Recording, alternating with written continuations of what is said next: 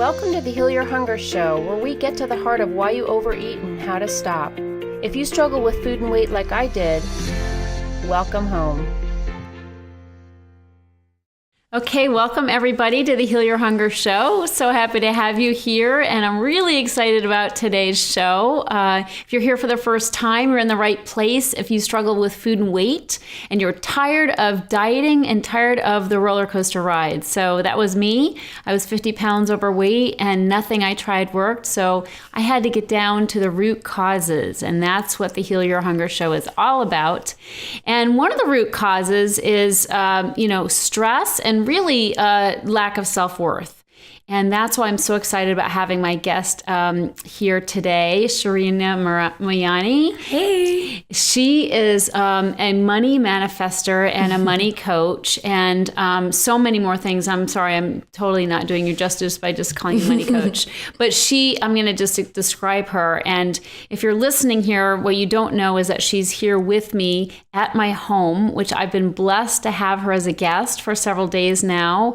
And she's just been spreading her love and her light, and we've been having a fun time. She has an amazing business helping people really just up-level their money game and attract more wealth in their lives and in their business. And it's just been wonderful to see her at work and to experience her wonderful positivity. And truthfully, emotional eaters, they not only sabotage themselves with food, but they sabotage themselves with money. And, overeating is a symptom of what's eating me. And lack of money is a symptom also of what's eating me. So if I don't have money or if I have trouble manifesting, it's because I'm blocked. And I have to clear those blocks in order to have the flow of money, just like in order to have the flow of grace to help me not to overeat. So that's why I'm so excited about having Sherina here, and also really this topic, because this is very integral to the emotional eater's experience. And let's face it, we eat over the stress about money a lot. We worry about money. We stress and we worry and we fret, and we console ourselves and our money worries with food. So here we go. Miss Sherina, welcome. Hi, I'm so excited to be here with you guys. It's completely awesome to have you here. And talk to me a little bit about what got you into this whole money game, if you will. I know. Again, I think if you'd have told me that I would be doing money work or being the money coach years ago, I would have laughed in your face. Like, what? No way at all. And what brought me here was really my own journey. I started as a life coach, and as a life coach, I built my business, and people started asking me to teach them how to build a business. And I was like, okay. And when I became a business coach, I had a lot of people started asking me about money. Like, how am I so chilled about money? How am I so relaxed about it? How come everywhere I go, I start like manifesting thousands of dollars and why am I so relaxed? She is. Even you were asking like, oh, you're so chill. You're doing this. I'm like, people were asking me, and I'm like, wait, let me start sharing this journey. And this was not the case always. My journey has not always been like this, relaxed, chilled about money all the time. Actually, I lived a lot of stress around money. A lot of like, not good enough, not valuable enough to charge what I wanted to charge. Like all of those stories, that I think we all go through in our life. So I think it was through really being committed to transform that I was able to really, now live that and now pay it forward, which is really what it is. That's beautiful. And so why were you so stressed out about money? Yeah. So basically what had happened was I had left my home, and I grew up with amazing parents, right? Like well-to-do, money, all of that. But when I left, that meant I left with no money as well. Like I was cut off, right? And that was really, really challenging and hard, because it was like daddy and mommy weren't going to save me anymore, right? It was like, now I got to figure it out on myself. And it was like really, really challenging, but it was also the biggest blessing in my life, because I had nowhere to go.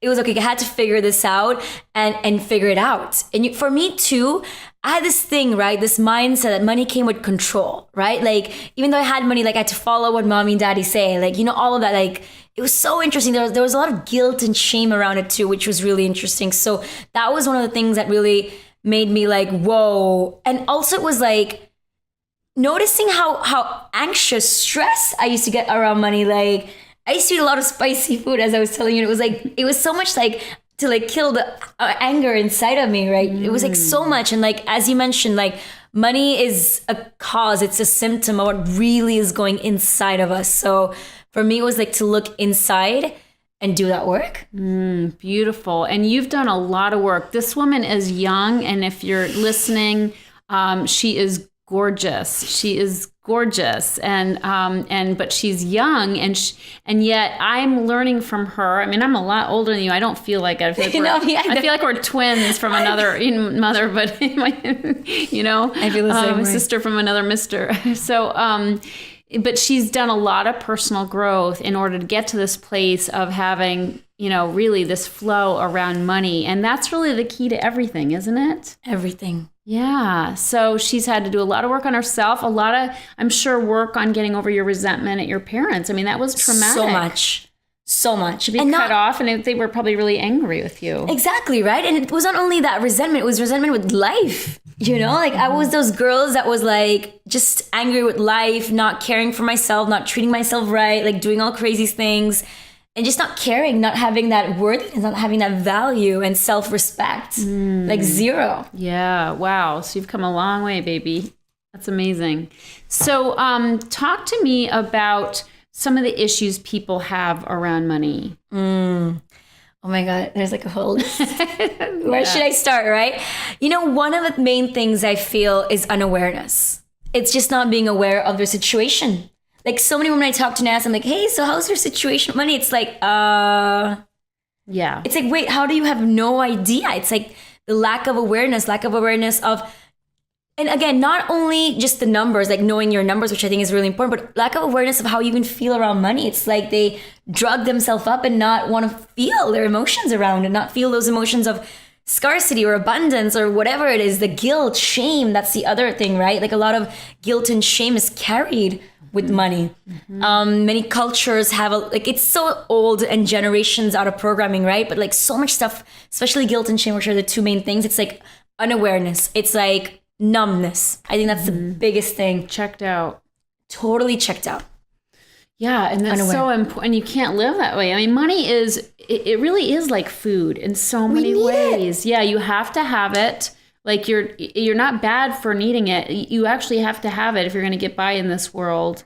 You know, and yet people are all weird about it and weird about wanting it. And I remember, you know, ever since I was a kid, I loved money. Like I just liked to make money, and I had a paper route, and I had a barrette making business, and I did these little entrepreneurial things because I loved having money. And I got my first bank account when I was 8 years old, and which I highly recommend for kids to get a bank account, you know.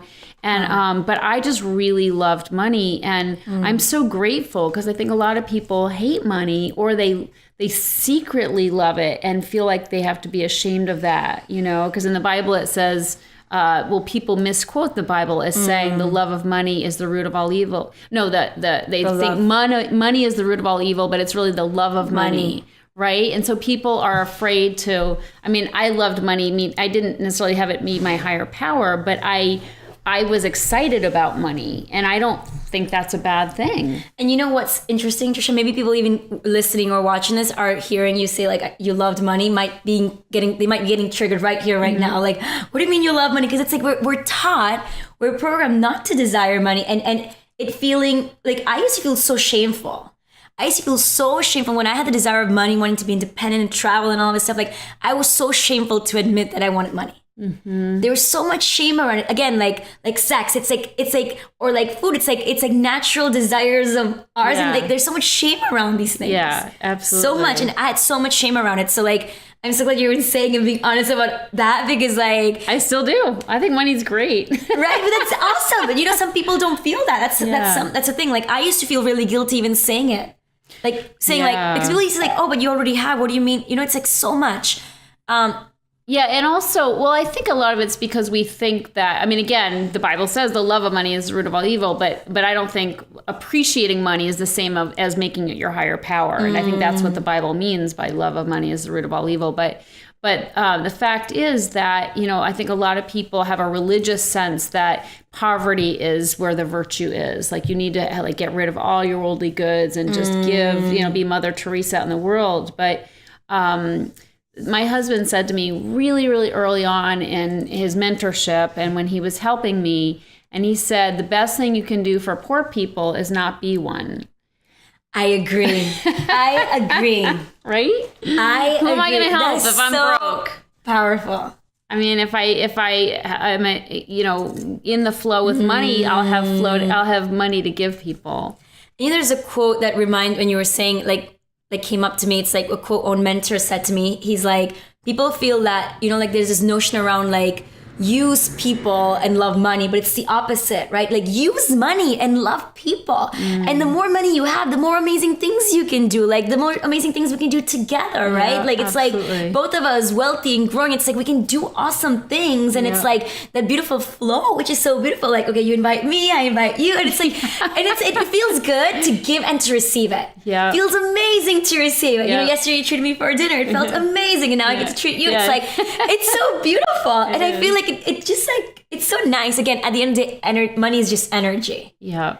And it's just so beautiful. Like I use money. I always say like, I love money. I use money, but I love people more. Yeah. I love people more. And I think that's important to keep in mind. It is. And I think this idea of, money being energy, like things don't happen unless we pay for, we used to literally years ago offer services for free, and people always told us we were crazy, and we didn't understand that, but then we started to charge for my husband's mentoring program, and it was so awkward for us to charge because we thought we're supposed to do it for free as a mission and that kind of thing.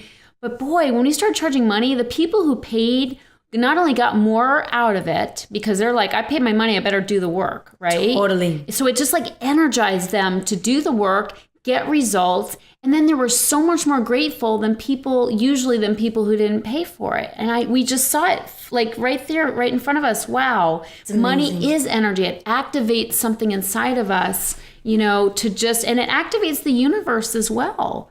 We're saying yes, and we put our money where our mouth is, and all of a sudden things happen. Like I felt that way with big investments that I've made. It's terrified me no end. I was just like shaking in my boots, and yet all of a sudden things started to open up for me. And I'm like, wow, I stepped over that line, which was so scary. And then all of a sudden it opened me up to all kinds of other things. So I didn't regret it. And it's like, show me your bank statement, I'll tell you what you value. It's like where you put your energy. It's exactly what you said, your time and money. And I did the same thing. I used to offer coaching for free. And I used to get so excited because I'm like, I can help more people.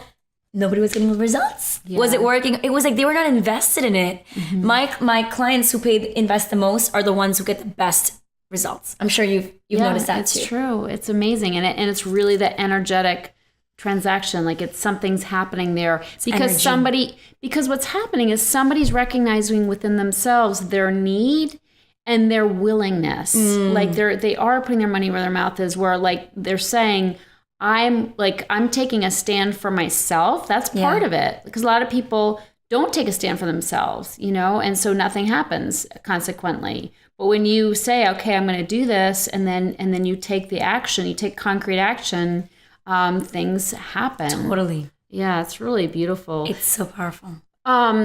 Let's talk about, in terms of generosity, like in terms of, do you like the practice of tithing and that kind of thing? I'm a big believer. Me too. Big believer, 10% or more. Yeah, it shows. It's written all over you. I'm telling you, I'm not surprised. We hadn't talked about this before this interview. It's so funny. Yeah. Yeah, big time. So, you want to talk about the law of tithing? Yeah. So I used to not like the idea. Actually, I used to hate the idea because I used to feel like, like the churches are wanting to you know what I mean? It's just a scheme to get your money. Exactly. It's like a strategy. I used to feel like it's a strategy. But here's the thing. It's like when you truly believe in abundance, when you truly are connected with the abundance, it's kind of like you're kind of like paying interest of what's given to you. That's the way I see it. And what I've seen really, really powerful that's happened to me when I give, again, when I'm being generous, 10% or more, again, it's just like an idea. Ideally, you give 10% more of your income, right? Mm-hmm. And it's or increase. Exactly. Mm-hmm. And it's like when you're giving from trust, you're giving from abundance. Because when you're giving anything, you usually give something because you have some already.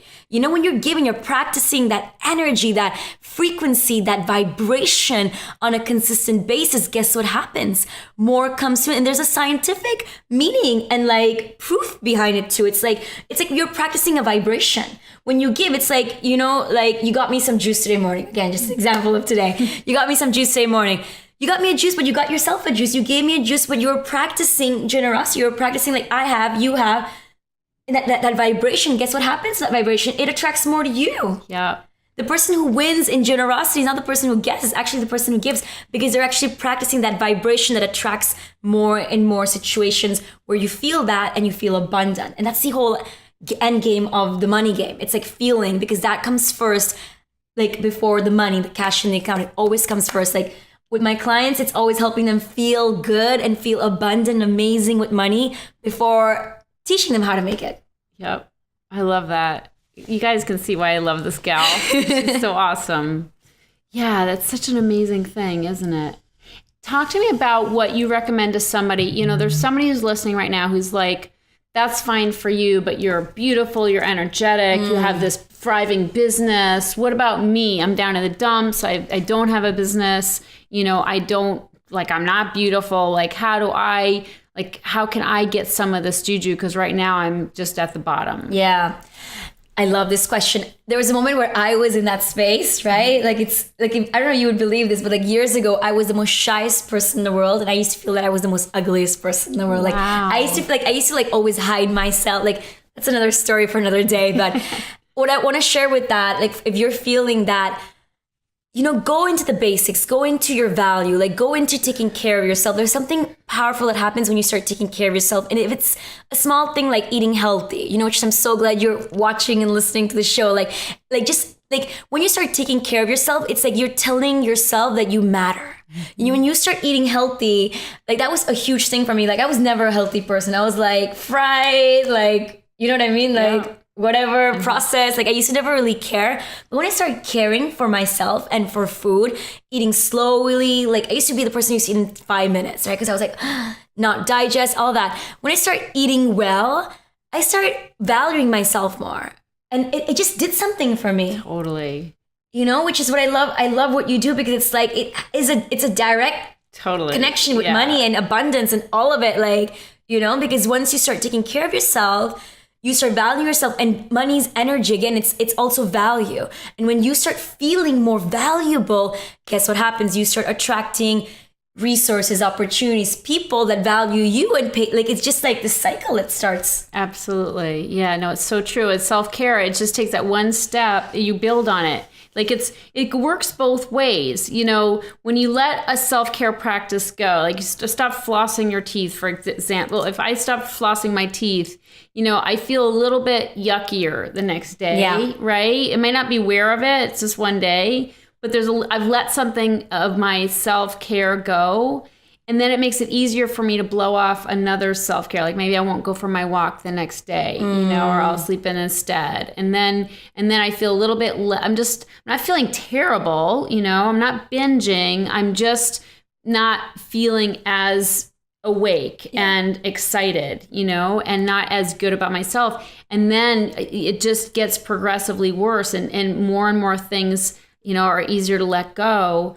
And then before you know it, then I'm in the food, total binge. And it's like, how did I get here? You don't just go from feeling great to a binge. It doesn't happen. You let one thing go, and then you let the next thing go, and they all go. Before you know it, you're like in hell, and you don't know how you got there. And it's true with money, too. So true. You know, so that self-care and that self-worth, you know, it's just before you know it, you're just blowing your money, not taking care of your money, not keeping track of your money. You know, and it's like, how did I get here? It's really starting with that self-care. It's amazing. Yeah, so aligned, isn't it? It's so, which is why I love this. I love what you do too, because it's a big part. Yeah, and it's really that tension. I mean, money's such a crazy thing, just like food, in that, you know, like we talked about, you have to do it, but there's always that opportunity to overdo it. You know, there's always opportunity to overspend, you know, to be irresponsible with money. There's always that opportunity to overeat. You know, you have a little bit and you're like, wow, I'd like to have a lot more.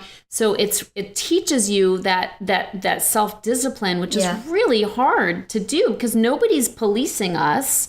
no, we're not children anymore. Our parents aren't, slapping our hands for taking an extra cookie. I mean, it's like we have to regulate ourselves.